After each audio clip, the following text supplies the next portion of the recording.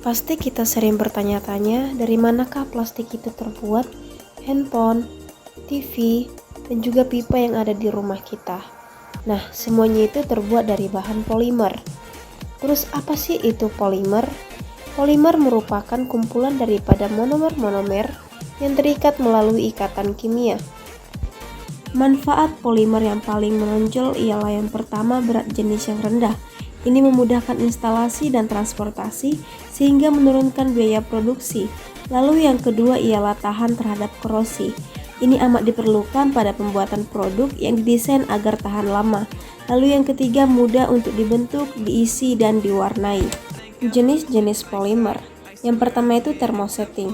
Jenis polimer ini tetap keras dan tidak bisa lunak ketika dikenai panas. Contohnya itu stop kontak yang terbuat dari bakelit. Yang kedua itu ialah termoplastik. Jenis polimer ini dapat melunak ketika dipanaskan dan mengeras kembali setelah didinginkan. Contohnya itu yaitu permainan Lego. Jenis plastik lainnya selain termoplastik dan thermosetting ialah yang pertama, polietilena terephthalate atau yang sering disingkat dengan PET. Bahan plastik ini biasanya digunakan sebagai kemasan minuman, minyak goreng, sambal, dan lain sebagainya. Ciri khasnya itu berwarna bening atau tembus pandang.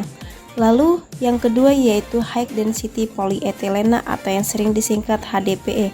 Bahan plastik ini memiliki sifat bahan yang keras dan merupakan salah satu bahan plastik yang aman digunakan karena kemampuannya untuk mencegah reaksi kimia antara makanan atau minuman dengan wadah plastiknya.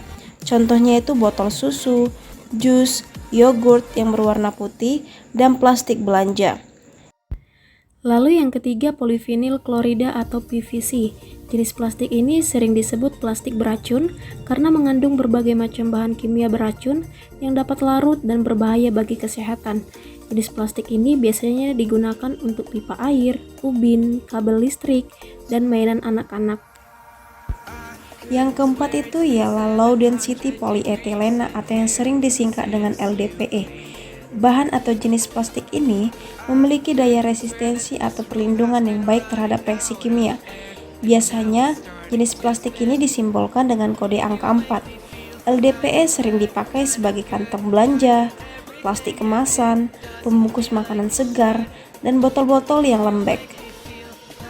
Yang kelima itu ialah polipropilena atau yang sering disingkat PP. Jenis plastik ini sering disimbolkan dengan kode angka 5 dan sifatnya tahan akan suhu yang panas. Jenis plastik ini juga aman dan tidak bereaksi terhadap bahan kimia.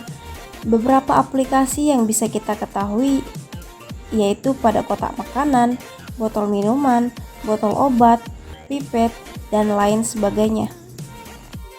Yang keenam ada polistirena atau PS. Jenis plastik ini banyak digunakan sebagai tempat makan styrofoam, tempat telur, sendok atau garpu plastik, foam packing, hingga bahan bangunan. Namun, jenis plastik ini sangat berbahaya karena mengandung zat karsinogen yang dapat menyebabkan kanker. Lalu yang ketujuh atau yang terakhir yaitu others. Other di sini maksudnya adalah jenis plastik yang tidak termasuk ke dalam klasifikasi 6 jenis plastik sebelumnya.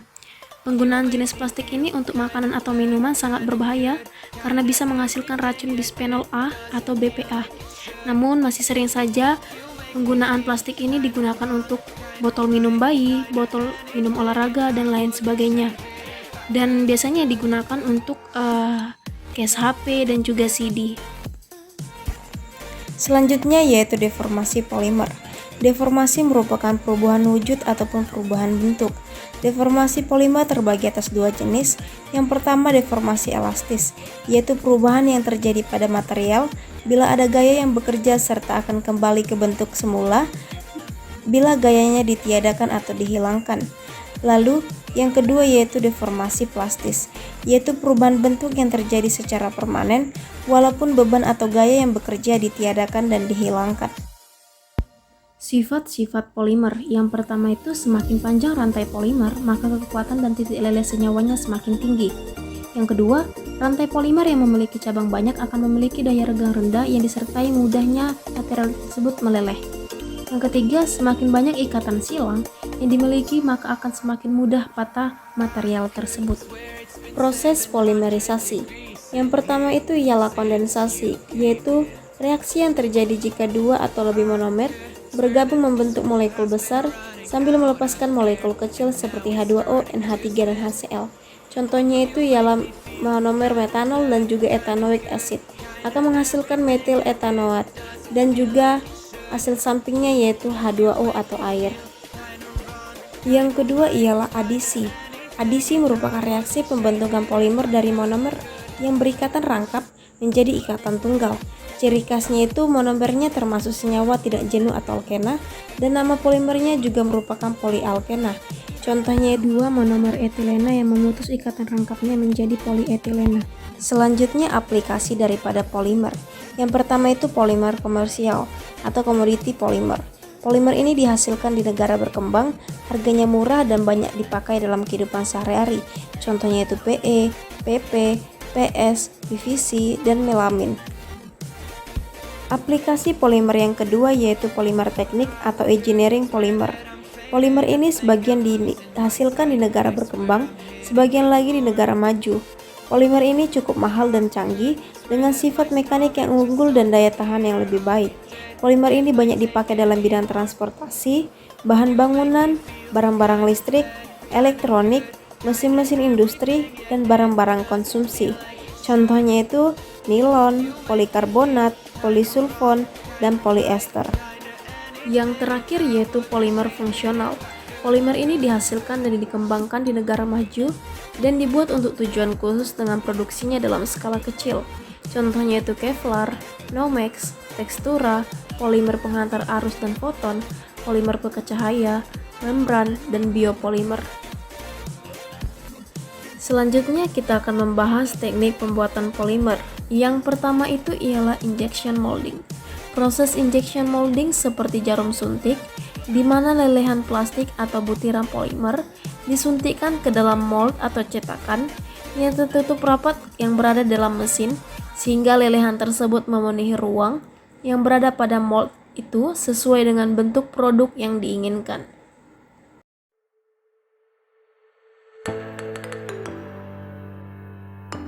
Selanjutnya ialah profil extrusion.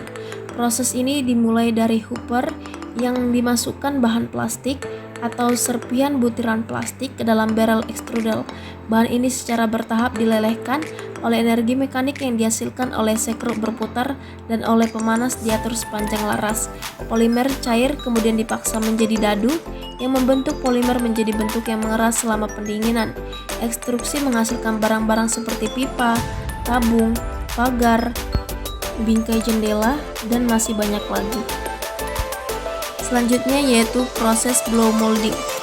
Dimulai dari pipa yang terbuat dari bahan termoplastik, diekstruksi dalam cetakan yang terbuka.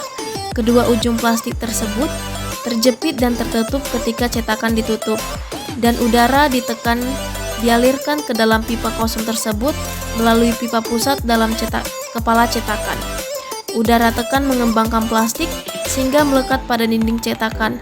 Setelah itu didinginkan sebentar dan cetakan dibuka. Botol dikeluarkan dari cetakan dan mesin disiapkan untuk siklus berikutnya. Nah, proses pembuatan botol ini ada 3 lapisan yang digunakan. Yang pertama yang berwarna hijau, putih, dan selanjutnya berwarna abu-abu. Nah, untuk beberapa jenis plastik, botol harus didinginkan sampai mencapai suhu ruang. Ujung atas dan bawah botol kemudian dipotong untuk dibuang.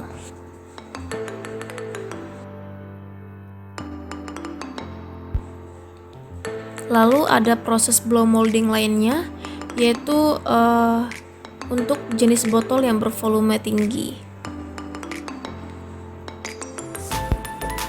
Sama seperti proses sebelumnya, pada botol ini juga ada 3 lapisan, yaitu warna hijau, putih, dan juga abu-abu.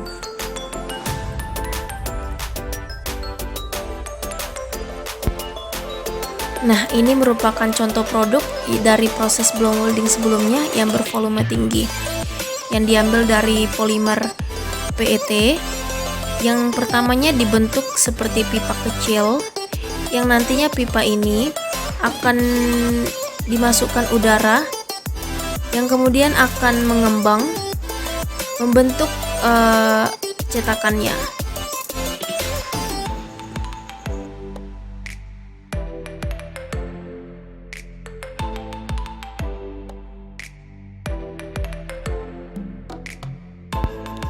Selanjutnya yaitu proses film extrusion.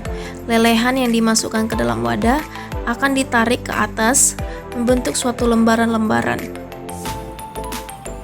Contoh dari film ekstruksi ini plastik sampul buku dan juga plastik berlembar untuk taplak meja.